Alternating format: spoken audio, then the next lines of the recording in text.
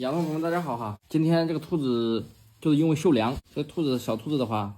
它这个吃奶的时候爬到外面之后，那个门堵住之后，这个兔子出来了，有呼吸道问题，就是感冒引起的，可以看一下哈，这小兔有点感冒引起的，看鼻子上面，有点湿湿的，是不是？有点流那个白鼻涕。这个兔子的话是前期症状哈。我给大家讲一下这个兔子呼吸道它是怎么引起的哈。第一个的话就是忽冷忽热，现在因为是冬季了，因为忽冷忽热的话，忽冷忽热引起这个兔子这个呼吸道问题是特别多的哈。还有秋季也会引起呼吸道问题，也是比较多的，基本上都是说，波氏杆菌呐、巴氏杆菌呐，还有肺炎克雷波氏杆菌的这3种，就是说引起的鼻炎、肺炎、支气管炎，兔子流鼻涕、打喷嚏，特别多哈。像兔子流鼻涕啊、打喷嚏啊，这些。还有兔子后期的话，仰头呼吸形成肺炎了已经，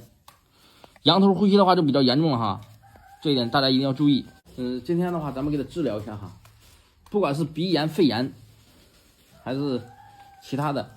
基本上1斤就可以搞定哈。它小兔的话，每公斤的话只打个0.2就可以了，我们可以每公斤的话只打0.2就可以了哈。我们可以肌肉注射，也可以皮下注射，都可以。今天咱们给它皮下注射哈，看一下。扎到皮下，打1斤就可以了啊。像肺炎那种哈，基本上打2斤，100%好。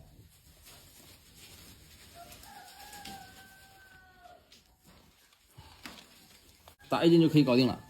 像这个的话，对兔子，像兔子的话，就是说怀孕母兔、哺乳期的母兔都可以用的。因为现在的话，我给大家讲一下哈，有很多养殖户它这个兔子哈。出现呼吸道了，他没有注意，没有重视，兔子流鼻涕打喷嚏，但是它吃食是正常的哈，吃食是正常的，但是兔子会出现什么症状呢？它会出现偏瘦，然后干吃不长，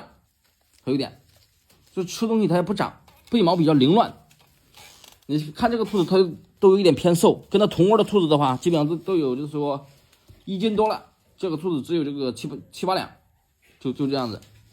我们可以就是说，在养殖当中一定要进兔圈之后先观察兔子鼻子上有没有问题，再观察兔子这个就是粪便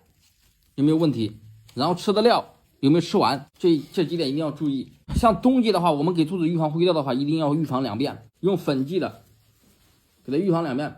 基本上是完全没有问题的。像这种个别的兔子的话，我们用煎剂就可以了，基本上1斤就可以搞定了。不要等兔子就是说特别严重了，